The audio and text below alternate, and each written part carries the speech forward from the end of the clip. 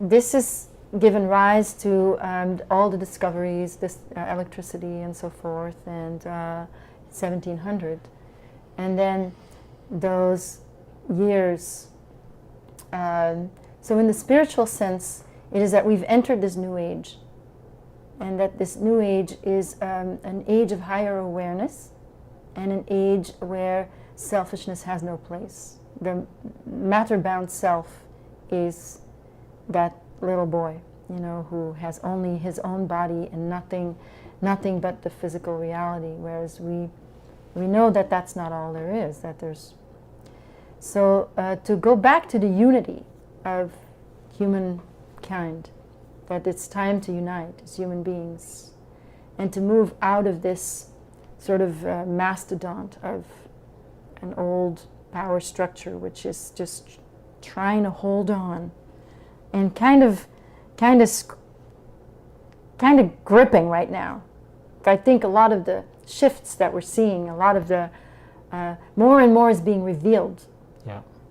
More and more of the warfare is also being revealed, and I think this is a momentous time, because if there is this possibility, not to fearmonger, but I think there is this possibility that if we don't wake up, that things have to just get a lot worse, that people will have to literally be smacked down to the ground and suffer great, great losses to get back to the essence of what life is all about. Yeah. And that if we just remain in this brainwashing and remain just ignorant of our privilege and ignorant of what it means to be privileged, and how we cannot use privilege and not connect to those below us, and not, you know, reaching down is like service, is like the best thing to just immediately do something. Immediately. Yeah. Yeah. Go into the jails and prisons and serve there and get over your prejudice. I was, you know, it's funny, because when I heard that you were working in prisons, I just automatically got this idea of the pyramid, right? Yeah. And the power is supposedly up there where people are all reaching to, and you're reaching down here. Reaching down.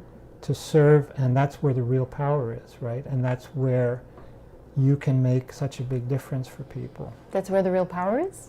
Well, in the sense of the people are open, people will be open to being connected. Yes. And they'll have the humility which is required.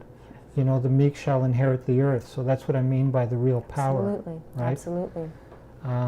And the real power. You know, gotcha. The feeling of going into prisons and seeing people there, and almost for me saying, you people, we know you people shouldn't be in prison. Mm-hmm. You know, of course. We should be celebrating your lives, and we should be taking all your experiences and getting some wisdom and insight from them, and just flipping the whole thing around. Right. You know.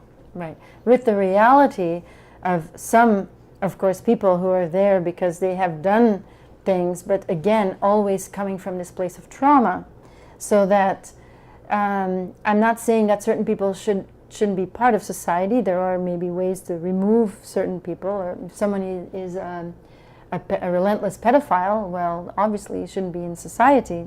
That doesn't mean he has to be in a dirty prison. Right. That it's just that to remove a person like that with the giving them a chance to heal also, which, you know, this is a big debate, but, you know, that's why I wanted to go there, because there's people who, I know about the guilt, and I know how hard it was for me to get back to a beginning of self-esteem after, in this situation when I was a child. So just imagine that you do that in your adult life. Much harder to get back to your innocence. Yeah. But it's possible. Yeah. It's difficult for psychopaths, but even for psychopaths it's possible. Do you get a feeling that, you know, despite, you know, the trauma and the getting into psychopathy, that there is a part of us that's indestructible? It's there, it'll always be there, and it's a question of the person connecting with it, ultimately seeing it's there somewhere inside. It is there for everyone. The light's in everyone. Yeah. Now, how far that's covered, let's just say that someone like my mother, you know, I don't expect that she'll ever be able to contact her light. and many of the people that abused me, it's not that I wouldn't wish it for them, Right. but I don't expect it just because they've gone so far Right. over the deep end. They've caused so much harm. At first you'd have to like roll all of that back. Well, but so if we take a bigger picture and say, you know, in the reincarnation of souls and coming back and having the capacity to deal with the trauma, ultimately, at some point, we're all going to come together as one, right? We are one. That's our journey. We already are one. Yeah. That's the thing, but we'd have to know it. You know, Yeah. we have to learn to know that. So I'm one with my perpetrators. It's hard to say that. But that is a truth that is there that I'm reaching for. And energetically, so I think another thing, another way in which we are not so helpless is to be able to use thought as a vibration, as an energy, to, you know, I send light to the worst abusers. I visualize them in the light. I also visualize my group, the group of survivors that I work with. I visualize the children that are suffering today in all the networks, which are probably many, many, many children. So I do these visualizations of light, and I think that it's the next level, you know, that we if we can change our thoughts, and if we can really recognize that everyone has light in them, even if we can't see it, and even if they can't see it, even if they can never access it, that it's there, that may be a good place to start. And sending light, I mean, for the longest time, I couldn't send light to my abusers. So I wasn't going to do it then, but I do it now. I send them light because I know that they need it more than anybody. And you see them as they are now? Not quite. Not quite. No. No, I'm not there. I still give him a little bit of power sometimes. But closer. Yeah, well, that's the healing journey, right? Yeah. And you've come a long way. I've come somewhere.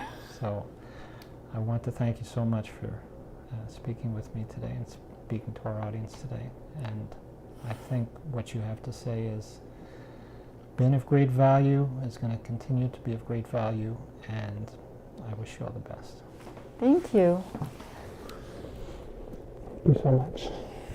Well, I want to thank you for coming here and for being thorough and serious and valuing my voice and my story. It's my pleasure. Okay, so that is the conclusion of probably what may be one of the most fascinating and intense and gripping sort of stories that has just so much in there to take away from it, from a real life point of view, but then also from a consciousness point of view, where we begin to understand, like, wow, how does someone that has gone through something so intense and so, I guess you could say, painful, I mean, really, that's really what this is. I mean, not to get into a comparative analysis, but when you imagine, someone having to go through that at a young age, having to be a child sex slave, having to be faced with almost being killed yourself, and then at the same time being asked to kill somebody. It's really, really, really intense, and it's something that is very, very difficult to come back from, not to say that it's not possible. And this is why this was so important to us to share, because what we were showing here was that if you notice in Anneke's testimony and her whole story here, she is not at a place of victimhood. She is not at a place of, she's in fear, or she's not at a place where she wants revenge.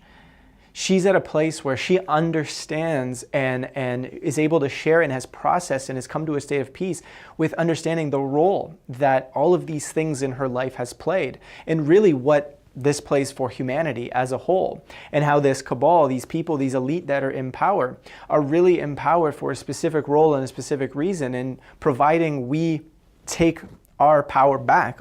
We don't give them so much anger, we don't give them so much aggression and wanting revenge. We actually take the power away from them that they actually require, that fuels their existence to begin with. And when she shared that, that was like a moment. I remember I was almost in tears hearing it, because for someone to be in having gone through the journey that she had gone through and yet still getting to that point, it opens up the door in a deep, deep, deep, deep way for us all to recognize, no matter what we've been through in our lives, we have the capability, we have the ability within ourselves to truly overcome the challenges and the stuff that's there.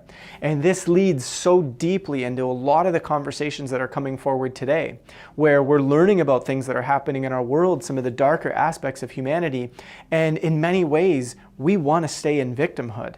But we know deep down that that's not going to lead us anywhere but continuing to have suffering, right? And Anneke is an incredible amount, in my opinion, of proof when we start looking at that. Her story is incredible.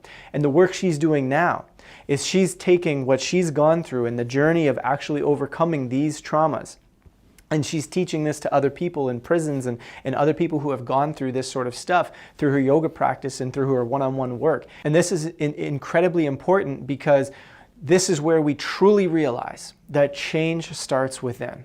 And when we change ourselves from within, from the inside, you'll notice that these feelings of aggression and revenge and wanting all this aggressive justice all the time and wanting people to burn and all these different things is coming from a state of consciousness, a state within ourselves that is actually fueling this system and is fueling the world that we have out there that doesn't resonate with us on a deep level.